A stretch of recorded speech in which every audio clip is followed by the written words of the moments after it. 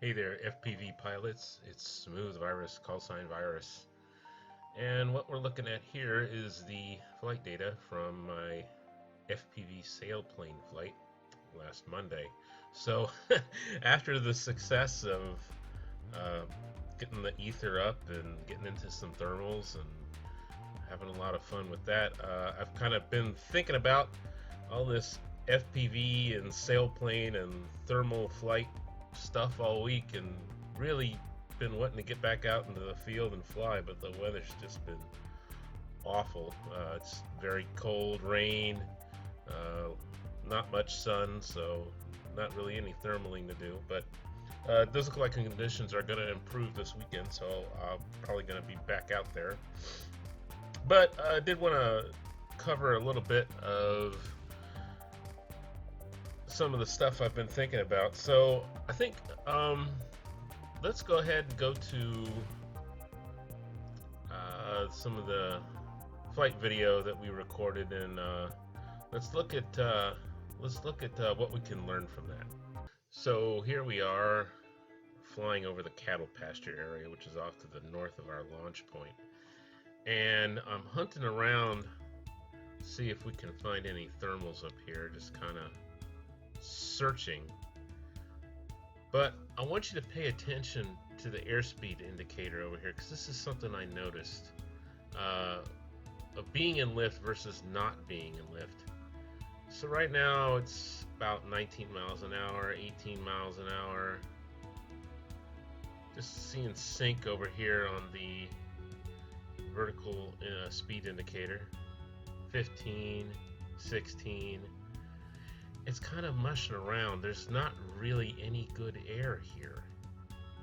And since this was the first time I tried to thermal with this glider, I didn't really have that figured out. You see when I nose down, I'm getting some 21 in there, which is a little better. And yeah, we hit a little bit of lift, but I try to turn into it and see the airspeed's kind of mushing around.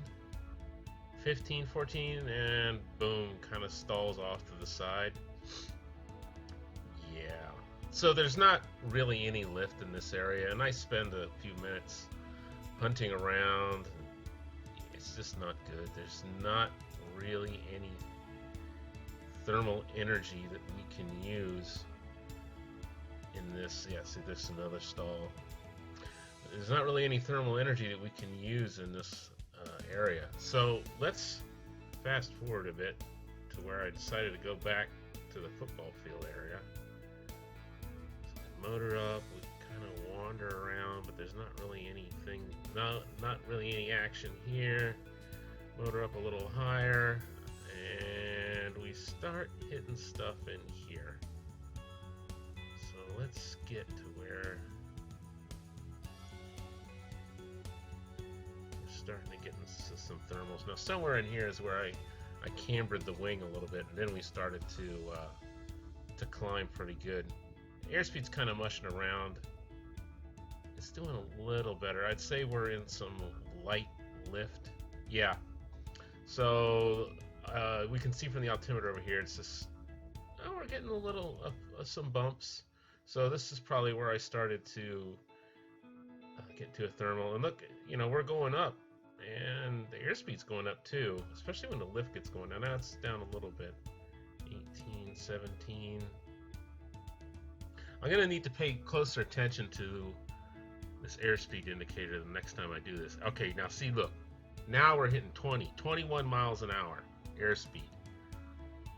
And we're descending a little bit, but what I've noticed is that when you get into some decent lift, the airspeed goes up, and you're more like 20, 21 miles an hour on the airspeed indicator when you get to some good lift that you can use.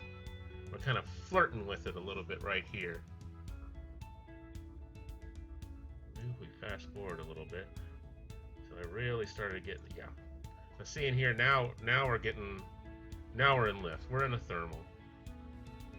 And airspeed 21, 20, 21, 20, 19, 18. No mushing down to that 15 miles an hour and stalling out of it. So this is something the next time I'm going to need to pay attention to. Watch that airspeed, because that's an indicator that you're in lift. You're getting into a thermal and you need to start circling. So let's take another look at the flight data that I was able to pull off of my PitLab ground station.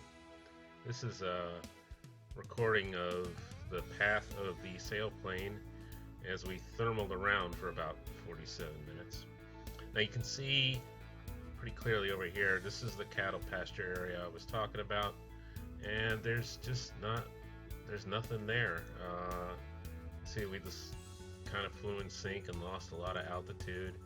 But back over here on the west side of the school, just to the south, we hit 3 thermals and went pretty high in those.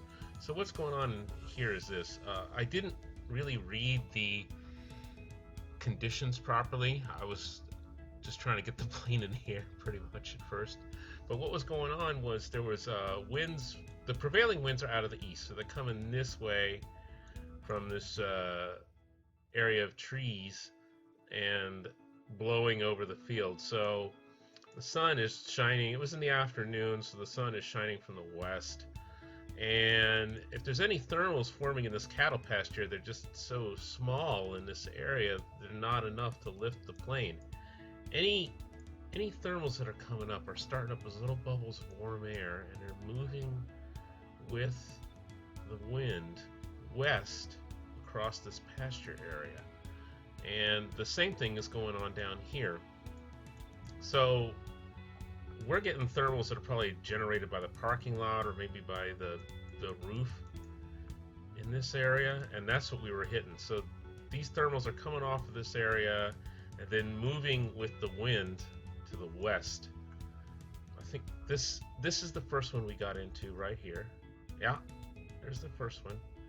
And then I was in lift even flying back toward home, and we got into an even bigger one and went way up here. So then I kind of wandered back to the pasture area, and there's just nothing there. So back to the football field, and we got a third one.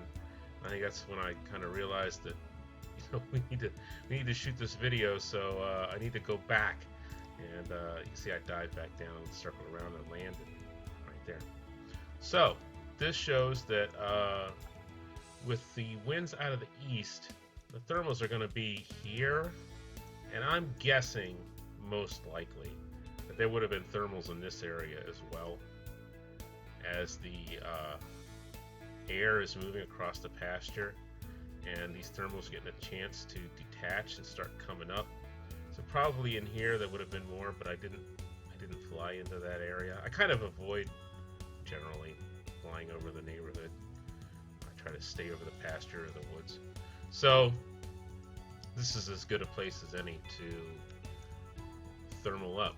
So of course this is going to change with wind direction, and I think this weekend they're mostly going to be out in the south, so that would mean that thermals are going to be here or here or here. So this might not be a bad area to hunt if I go out there and fly tomorrow. And this in here too, and this. So another thing I noticed was a little bit of camber goes a long way with this glider.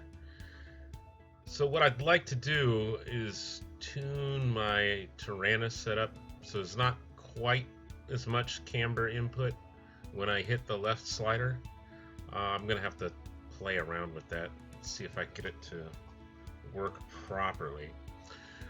And there's a few things I'd like to do with my Tyrannus setup. Maybe, well, not maybe. I know I need to mix some rudder into have a rudder to aileron mix when I'm flying in my thermal mode.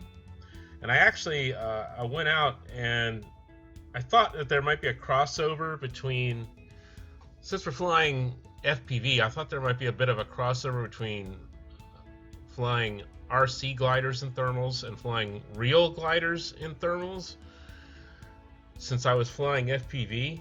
So I checked out what training videos I could find for flying real gliders, like the kind you sit in with a human pilot, flying those in thermals. But I sort of found out that, at least in the material that's available on YouTube, there's not really a lot of crossover. Mostly because the planes that they're flying are much larger and faster. And also, as well, the instructors that are on those videos, they talk a lot about flying by feel. Well, in FPV, we're not really flying by feel because we're sitting on the ground, so that doesn't really apply either. Now, there's a fella named Paul Naton, who I've actually met several times. A super nice guy. He makes instructional videos about flying RC gliders. Now, he doesn't make ones really about FPV gliders, but just RC gliders in general, and they're absolutely fantastic. So I had a DVD of his from years ago. I went and bought another one in the series, so I think I have 3 or 4 products from him, and I'll put a link to his site in the notes. Definitely something you should check out. A lot of great tips in there, and certainly I think it applies a lot more to what I'm trying to do than watching the real world glider training. So I think the next thing that I need to look at is I need to pay attention to flying faster, watch that airspeed indicator, and maybe a little smoother in some of these thermals.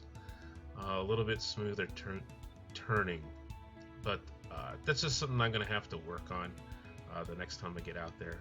But we'll see how long we can stay up. So I'll keep you guys updated, and thanks for watching. And yeah, more FPV soaring to come to this channel very soon. You guys have a good one.